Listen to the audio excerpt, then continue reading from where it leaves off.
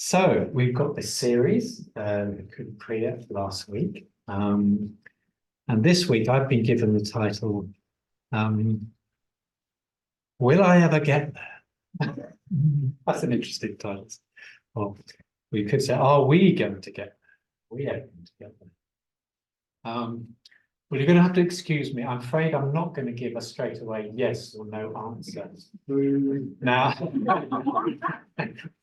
no, I'm not. I'm not being. I claim not to be evasive like those politicians. You know, when they get asked, "Did you or did you not wipe off your WhatsApp messages during the COVID crisis?"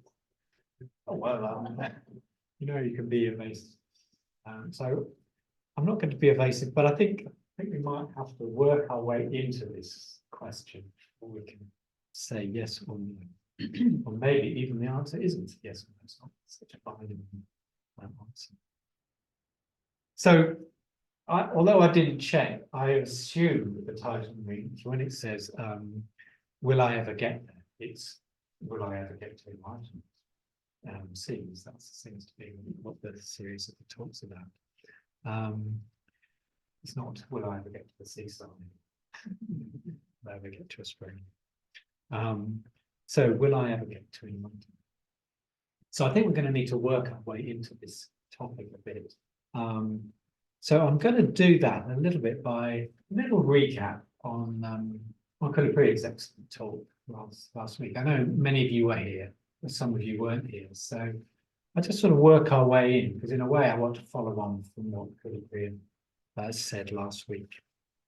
And I thought he beautifully drew out he beautifully drew on this question of what is enlightenment. Difficult, very difficult subject to encompass. But I thought he drew that out very well, and in a way he drew out that it's not so much an experience. That's really putting us in the wrong direction, but it's a transformation. It's even a radical transformation of our being or consciousness. And so this transformation is not something that's really easy to explain, not something to pin down. And he gave the example of well, you can't really explain the taste of salt.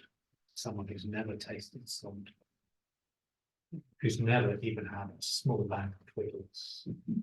That's intention. So it's very difficult to pin down, very difficult to communicate. We maybe can only point at what it is. But he did talk about certain attributes, and that can help. That helps.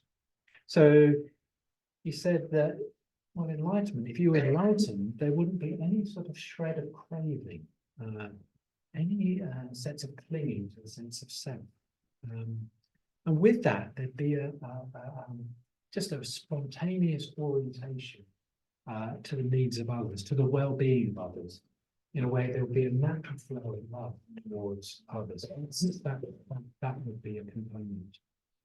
And any crudeness or harshness of mind would have dissolved. What I really liked about what Kriya drew out was he said quite a lot about beauty, and in a way, the enlightened mind would be one that naturally attends to beauty. It would see the world and be drawn on, as it were, by beauty of all kinds, whether that's beauty in the environment or beauty in the behavior, beauty in the being of others. So there were just some of the attributes, just to remind us about what happened last week. And Kriya went on to say that when enlightenment comes about by following a path. Following a path, in a way, taking what might be called regular steps. Regular steps to what we intuit is our spiritual potential, or is the spiritual potential of humans. And he also pointed out that these steps, are not really quite linear. They're not quite like the journey to Istanbul that he was talking about. But in a way, Bhante talked about regular and irregular steps, Bhante action. And he in a way, he posited regular steps, but then he said Well, really, we all take irregular steps. We do it practice it here, we practice it there. But what Kudapriya drew out is we need to work on the whole of ourselves, and there are conditions. Everything arises from conditions, and enlightenment is no exception to them. So it's important. There are necessary steps that we need to take if we're moving towards the goal. And as I say, he talked about the path of beauty. Like a Sudhima. Marga means path. Sudhima means beauty. So in a way, this is we're talking about something in us responding in a mysterious way to the image of the Buddha. I know it could have been that he said this thing, what lies behind the first one. But in a way, it's metaphors. Yeah. But I like that. In a way, we have all these images of the Buddha, but they're a window into something beyond that experience that we can't directly see, but we can intuit and we can respond to in that way.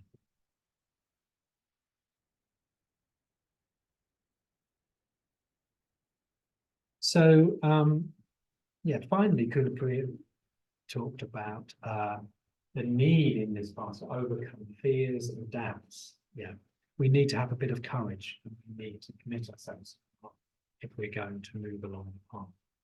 And we need to foster Shraddha of faith.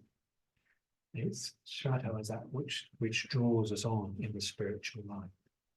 So this aspect of faith is what I mainly want to talk about tonight. I want to try and unfold a little bit more what we mean by Shraddha and why is it important, and how does it relate to this type of, and are we going to get there? But before I do that, I want to place ourselves a little bit. Well, where are we on the path? Where do we find ourselves right now? And yeah, in a way, I want to do this because thinking about this, well, we're not at the beginning of the path. I want to make the case. I want to argue the case that we're not at the beginning of the path. In a way, we've had a head start. So I want to just start by looking at taking a really big step back and looking at us and where we find ourselves. Try and do this, not take too long over this. But here we are. We're on this beautiful green planet, this beautiful planet Earth. And we're very lucky that it's got all the ingredients necessary for life on Earth. We're told there are other planets in the universe that can support life, but they seem to be quite rare. And at least they're quite a long way away as well. So not only are we lucky enough to have this planet, but we're here. Life on this planet has been evolving for millions of years, and there's a huge variety of life. And we are part of that. We're Homo sapiens. We're part of that life. And we've developed consciousness. Maybe some of the other animals have a similar kind of consciousness. It's not clear. But we have what might be called, we're aware of being aware. We have what we call self-reflective consciousness. It allows us to look back at the past, examine the past, and it allows us to look to the future, and it opens up the whole realm of imagination. Yeah. And through this capacity to reflect and this reflective consciousness, we humans have developed language, the arts, science, and we've been able to explore our experience. We have to look into that deeply. There have been great thinkers and great practitioners. And one of those is the Buddha. We're lucky enough to be living in a time when there's a Buddha. And the Buddha explored these existential questions, had a persistent curiosity, questioning, and he saw that consciousness can be transformed in a way that leads to freedom. It leads to release. He said, for example,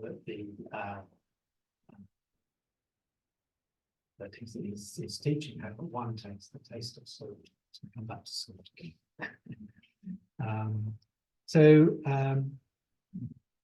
Not only taste of freedom. Taste of freedom. Well, we have the taste of freedom, the taste of salt. Two are linked. Where was I? So not only do we have the teaching of the Buddha, but we have teachers, we have people practicing, we're able to, we have a community,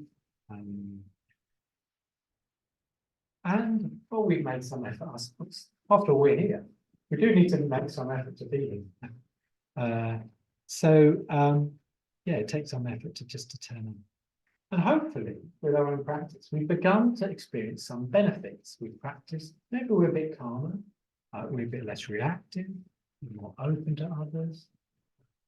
We've enjoyed some of the fruits of practice. So in a way, well, securities route, but I'm just sort of one of the places that we're not at the beginning of the path. Yeah, we're at least some way along the path already. Yeah, and also in this way, I think it's useful to reflect on our great good fortune. Really, having these set of opportunities, we've inherited this ability to reflect, this awareness, be able to reflect. And we have this amazing opportunity, really. We're very fortunate we live in it's not a perfect society, but we live in a society where there's relative security. You can have reasonable health. So we do have this great opportunity. So I think I'm saying this partly because I have to make the point that we're a little, at least a little well, but also just to reflect on the great opportunity we have to practice. In a sense, we have some sort of privilege. We don't need to feel guilty about that, but I think it may even be due to our karma. Who knows? Who knows?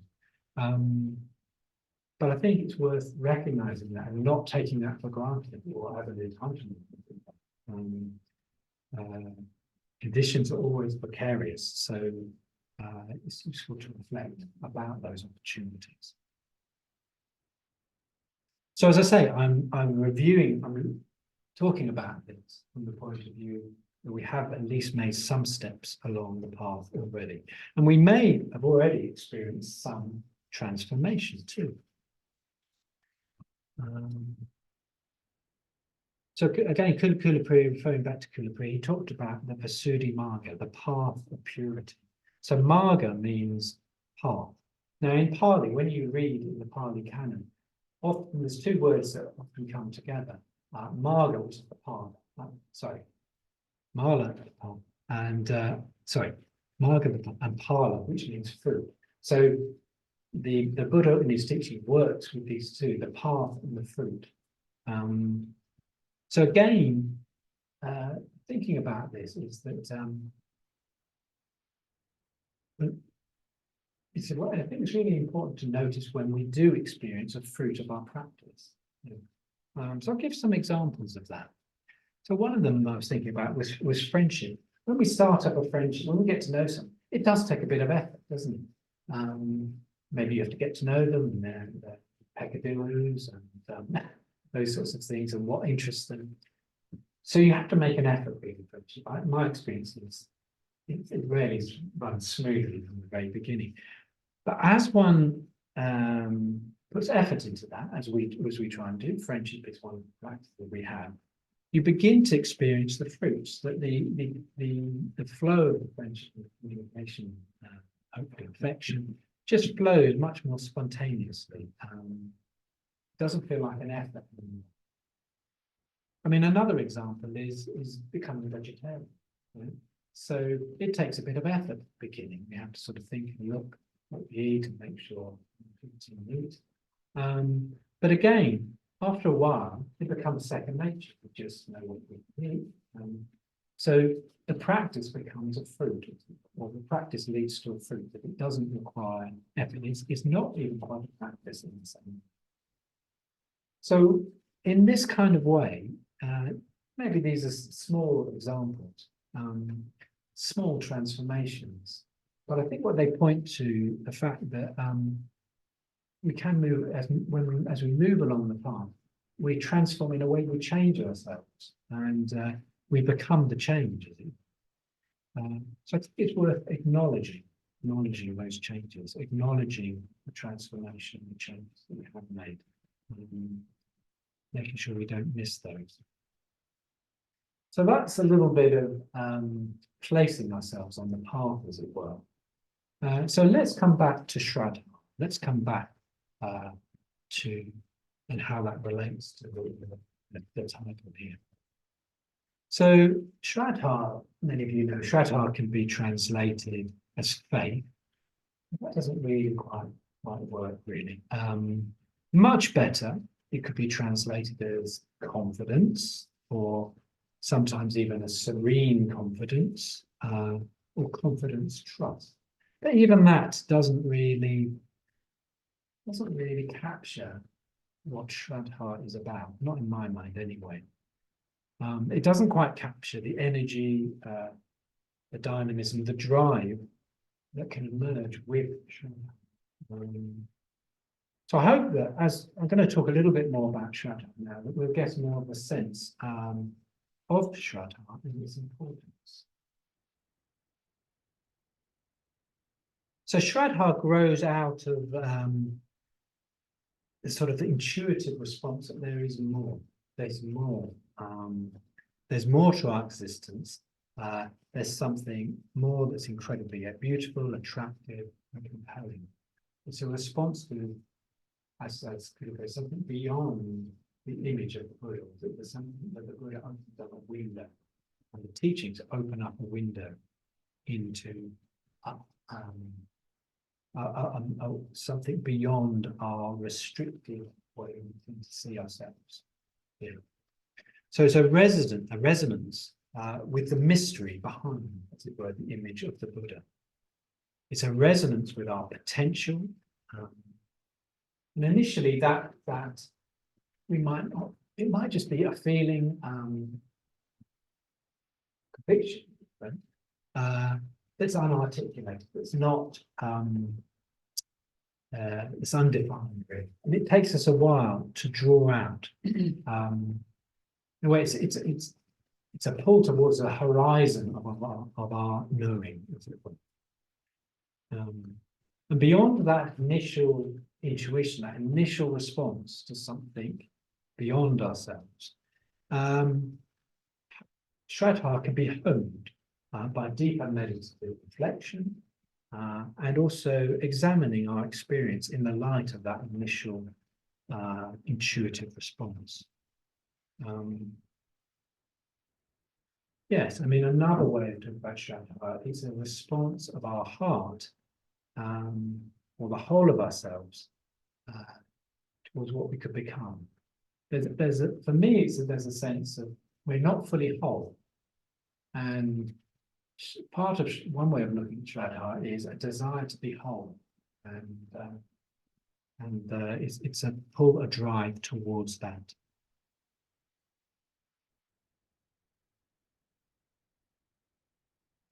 It's a response to part of ourselves that exists outside our usual sphere of awareness, and one that moving towards that sphere, one can unfold all sorts of qualities and riches. So, moving on, traditionally, Shraddha can express itself in three ways, or in three modes, as it were. So I'm just going to outline some of those. So firstly, Shraddha is talked about as a conviction about what is real, a conviction about what is true, a response to truth. the nature of things.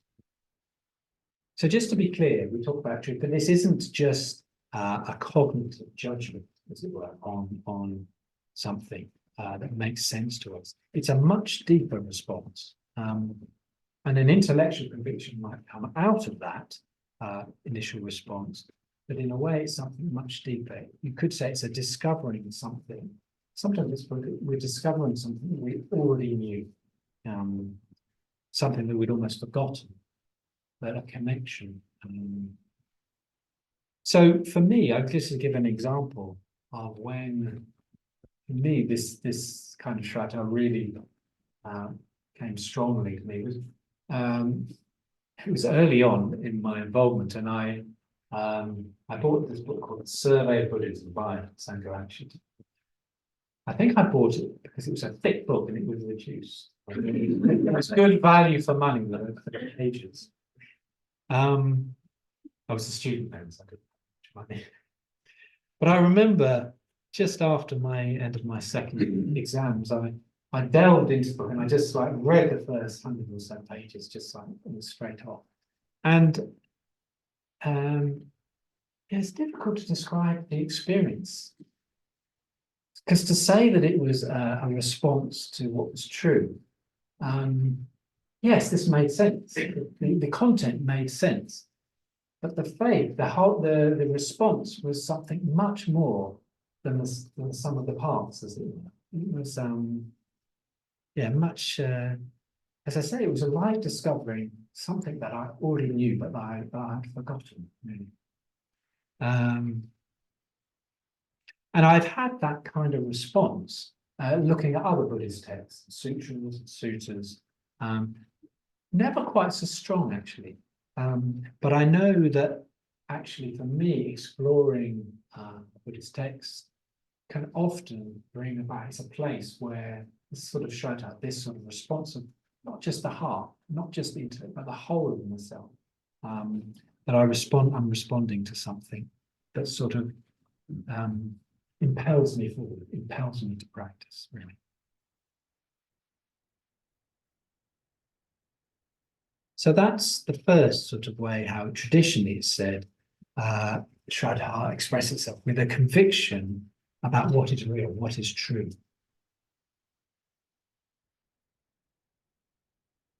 And interestingly, Sangharakshita has drawn out the difference between what he calls certainty and certitude. You know, now, I'm not 100% sure, I have to confess, which way round this is. But I think what he means by certitude is this deep and responsive Shraddha. It's something that in a way is not shaken by challenge in a way. It's it's not something that we base our identity on. Whereas some people can grasp hold of a particular idea, and that would be certainty. They're certain, but it's a fragile holding on to a particular idea, and it's sort of not. So there's a difference between those two, certainty and certitude. So I'll just leave that there. Something to think about. So secondly, Shraddha can express itself in a lucidity as to what is of value. So it's a response to value. It's slightly different from the truth in a way. All these overlap, really. And I think when you really see a value deeply, when you respond to a value, as expressed in a person, or picture, or an image, or whatever, you want to, or if you really respond with Shraddha, you want to orientate your life around it, around that value. So I was reflecting, well, for me, this kind of response to Shraddha happened when I went to Bodh Gaya in India. So when I went to Bodh Gaya, I sort of had this idea of pilgrimage, but I didn't really know what pilgrimage was. I don't think I really understood it, only as an idea maybe. But when I was at Bodh Gaya, not doing anything particular, just meditating, getting some pujas with my my friend who I was with in Panama City. Suddenly, well, not suddenly, it was just slowly I was overcome by a sense of just lucidity, a kind of clarity, calm, even a serenity. I don't use that term for myself, but a calm that the spiritual life seemed very simple and uncomplicated, which is not often my normal experience. So my personal anxieties and doubts and questions just fell away, not through intellectual thought, but just through somehow there was something about being there where the Buddha had been, where the Buddha gained enlightenment, the value of what that was about. There was a sort of clarity there that came about. And as I say, it took me, although it sort of came upon me slowly, it took me quite by surprise. But I think through that, well, this didn't last for that, but for a while, I thought the spiritual life is very simple. It's just, you just take the next step, and that's all you have to do. It's very simple. So that's the second type of Shraddha, the lucidity as to what, in terms of what has value. So the third aspect of Shraddha that's enumerated is said to be longing for what is possible. So it's that powerful desire to move towards enlightenment, to fulfill one's potential. So there's sort of, there's a conviction about the truth, there's clarity about value, and with that, there's a longing to move towards, to effect a move towards the ideal. So this is, yes, it's as though there's a longing to be united with something deeper, some part of oneself that one isn't fully connected with, and to sort of transcend one's limitations or the restrictions that one puts on oneself.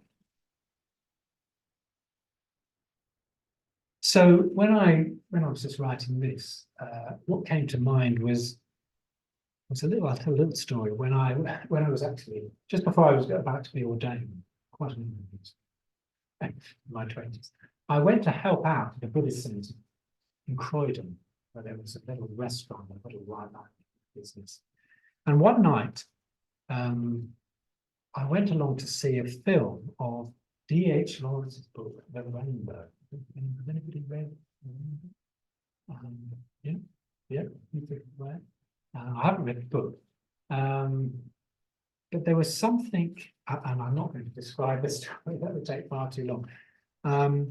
But very briefly, The Rainbow is a powerful story about a very courageous woman who, at the beginning of the 20th century, in a way, escaped her, well, she was from a working class mining background. She escaped the external conditions and the internal conditioning to sort of go beyond her limitations. And somehow seeing this film affected me very deeply.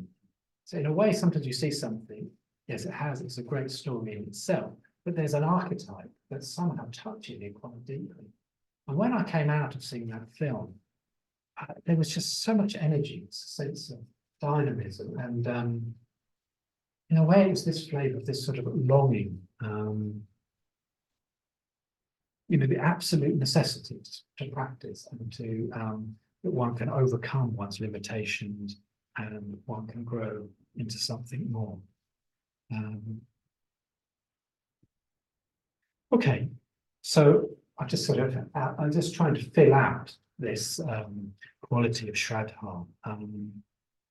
And I wanted to talk about it, maybe inadequately, and to share some of my own experiences. Really because I think people can miss their own Shraddha, their own faith, their own responses. So I think it's really worth noticing and valuing our own responses of Shraddha. I hope that these descriptions maybe helps you to notice, see, and value those personal experiences, whether they're very strong experiences or whether they're more subtle. maybe sometimes one only sees, so you can notice that something, oh, that's really a response of me, a response of Shraddha. Sometimes that only emerges in hindsight after the event. Yeah. I mean, another way, for example, I think Shraddha sometimes expresses itself is in a consistency of application. It's not necessarily fireworks; it's a consistency of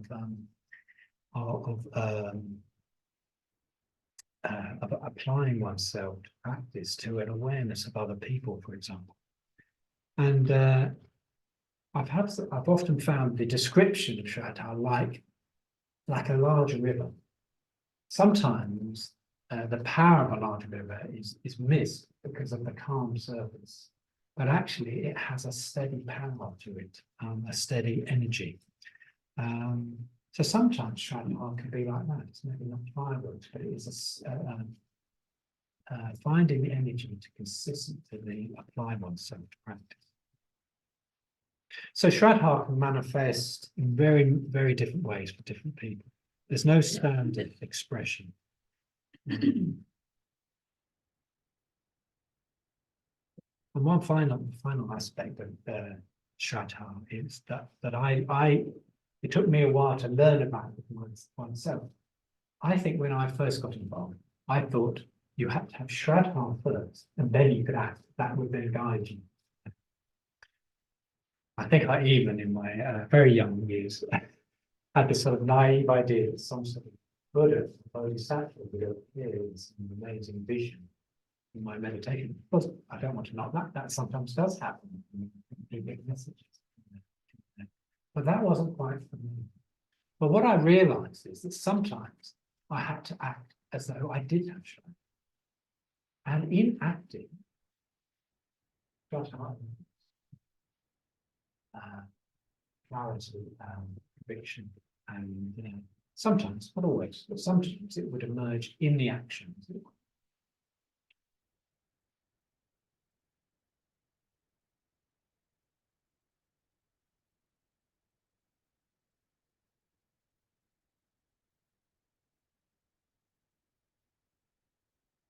So, said a bit about Shraddha. So, in terms of the spiritual journey, Buddha talked about spiritual life, the spiritual journey as a path. But another metaphor that's commonly used in treatment is about spiritual life as a journey to escape the gravitation pull of the earth. So here you have the moon and the earth.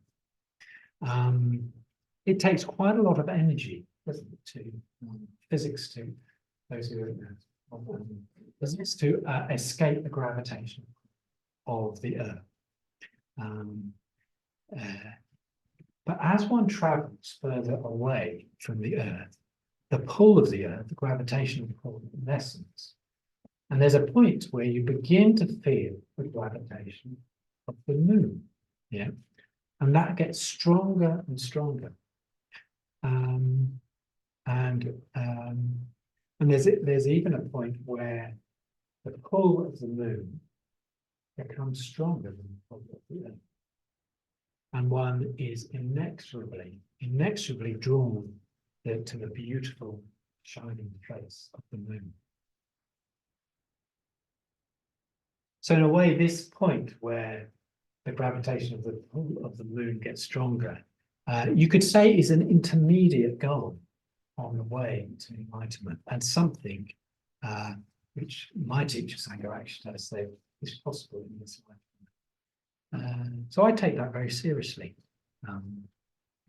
Yeah, if we can get to a point where enlightenment, we still have to make effort, but the pull of the moon, full of enlightenment, is the dominant force in our experience, the dominant drive. So you could say, in using this metaphor, a bit further, but I won't, you could say Shraddha is the fuel. Yeah, Shraddha is the fuel that helps us escape the gravitational pull and moves us towards enlightenment. So I'll leave you to work out that metaphor a bit more if you want to. So far, moving towards the end now. But so far we've been talking about Shraddha predominantly within the myth of self-development. So some of you, maybe not all, some of you will have been here when Jan Archer gave his talk about the different myths, the different frameworks, the different paradigms in which we can talk about the spiritual life. So far, we've been talking about Shraddha within the myth of self-development or transcendence. And the whole language of the path, regular steps, fits neatly into this kind of paradigm. Now, the fact, the framing of this question, will I ever get to enlightenment, in a way, is within that paradigm too. Yeah. So that question assumes that we're here. There is somewhere else, not here at the moment, that we have to get to. We need to traverse a certain amount of ground, and that it will take some time. Yeah. So, yeah, so the question, as it were, is within that frame.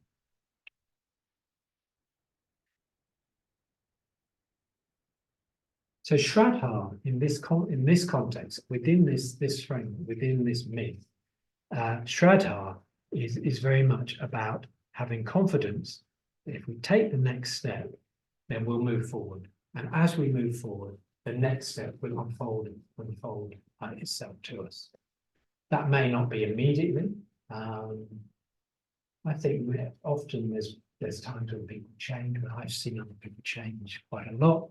And then they need to absorb that change. And sometimes it might even look like somebody sort of reach the plateau, but then something happens, and they move on. So Shraddha, in the context of this myth, is about taking the next step, feeling confident to make the next step, and confidence that the following step will unfold. So as Kulapriya pointed out, most of the time, particularly when we're starting off in the spiritual life, this paradigm, this myth is probably the best frame to start with. And Sangharakshita, a lot of his teachings are framed within what might be called the continuous path, continuous teaching, the path of regular steps towards a goal.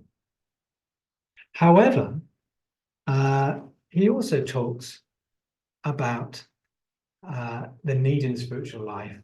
There needs to be a radical shift in consciousness. So he also sometimes speaks in terms of the discontinuous. It's not the same. It's not where we are. It's a different mode that we need to enter. So this addresses the question, can we, as we are now, as we think of ourselves now, how we construct our sense of self, can we gain enlightenment? Well, the answer is no, we can't, because we have to change. We have to change. And this kind of discontinuous path, I think, is communicated in many myths through the ages. To be frank, I was trying to find, I didn't quite have time, I was trying to find the story of Percival in the Arthurian legends, because I couldn't remember exactly the story. But I know that there are stories where people go on journeys and they travel and they have various adventures. But then the goal of the journey isn't achieved. Percival doesn't find the Holy Grail. So he gets back to where he started and he thinks, well, have I made any progress at all?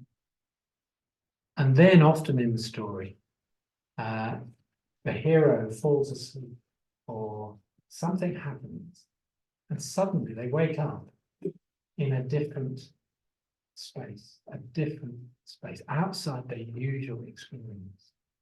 So I think this kind of myth, these kind of stories speak to this element of discontinuity. Yeah.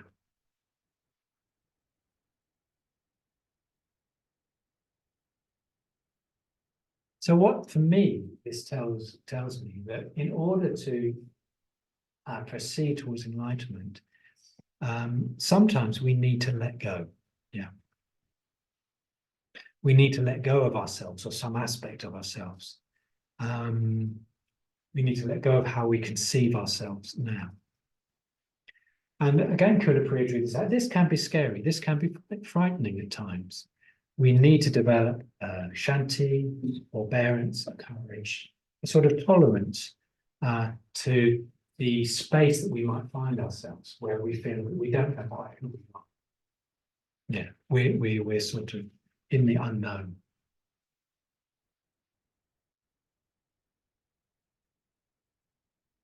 So sometimes we need to let go in the spiritual life, and we need to open ourselves to something that is more expansive than our usual self. Open up, as it were, to a part of ourselves that maybe exists outside of the normal framework of space and time. In a way, I find that very intriguing in this kind of language, that part of us exists not within space and time, but outside space and time. I'm not going to try and explain what that means. Don't think I'd get very far. But to me, it speaks to something which I can't quite articulate. So within this perspective, the discontinuous, enlightenment is not something. It's not something we gain, not something we attain, not somewhere we arrive at. Yeah? It's more something that can express itself through us. Yeah. We can talk of it, allowing enlightenment to express itself, to flow through us. We can use the language of, we can become a vehicle for enlightened consciousness to express itself in the world. So within this kind of paradigm, we're moving into the paradigm, the myth of self-surrender, as it were. We're opening ourselves up, our roots ourselves up to something more. Yeah. We, as it were, get out of the way to allow enlightenment to act through us. So in this kind of framework, this way of thinking, Shraddha maybe expresses itself a bit differently. One way that it can express itself is that in a way we're blessed. We are blessed with the potential of enlightenment. I think it's dangerous to say we're enlightened already. That doesn't work for me. But the potential is there, and we're blessed with that. That's always there, always available in experience. In a way, it's available right now, if only we could let go into that experience.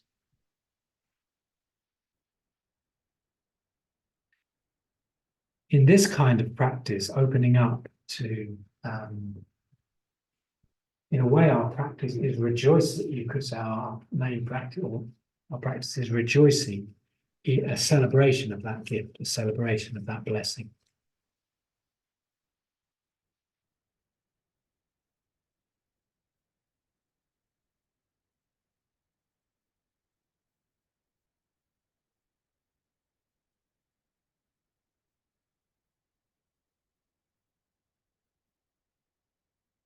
So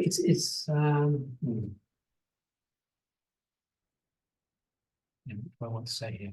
I think what I'm just want to point out that with this language of opening up, there's sort of the danger of two extremes. On one extreme, you could say we're enlightened already, and on the other extreme, we say we're opening something up to something that is totally separate from us. But sometimes we can have an experience of meditation, that something comes into our experience that feels like entirely comes from outside us,